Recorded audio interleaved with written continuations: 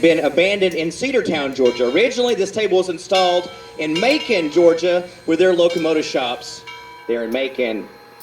Built for the Central Georgia Railway, now operated daily and throughout the season here at the museum. As far as the Missionary Ridge Local is concerned, obviously this is the end of the line. I talked about the belt line running down on about a 5% grade down the hill.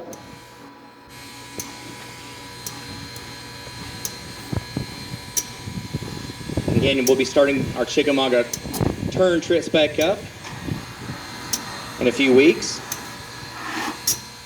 Ladies and gentlemen, Locomotive 630, built in 1904 by the American Locomotive Company at its Richmond Works.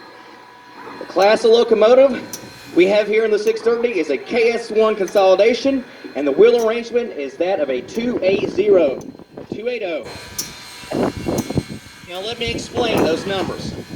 If you're not familiar with railroad history or steam locomotives, every time you read about or view the description of a steam locomotive, you're always going to have a prefix of numbers. Those numbers represent the wheel arrangement on that particular locomotive. A 280 is a pretty common wheel arrangement that was used. Probably the most common wheel arrangement used was the 440 here in the United States, especially early on. What I want you to do is look down here on the end and watch the table drop down so that it's flush with the rail on the end here, on the other side of the table.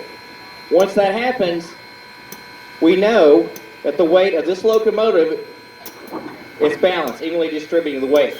And there it goes.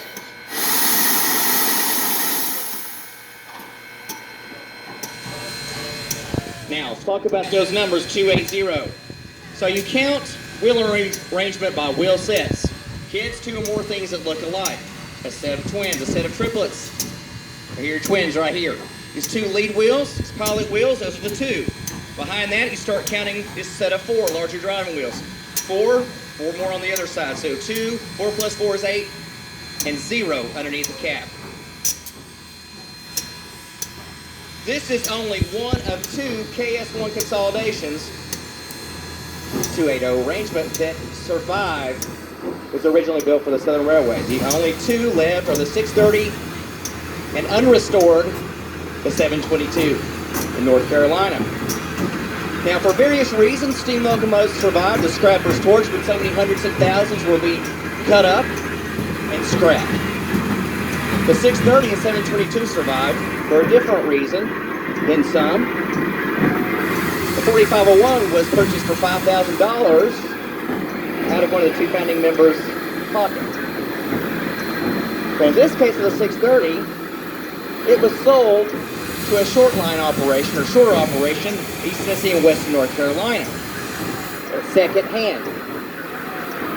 Now, during the 60s, steam excursions became popular again, and they needed steam locomotives to be able to conduct those excursions.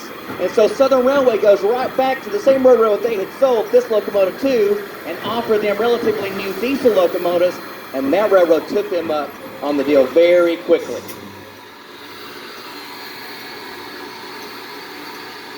We've got the table lined up with track 2. Your coaches are on track 1. Engineer's going to bring the locomotive off the table, get the engine to the other end of our East Chattanooga yard. Once they clear the switch, I'll bring it down to a stop, switch back to track 1, back up, and recouple. We'll be ready to head back. Let's give a round of applause to our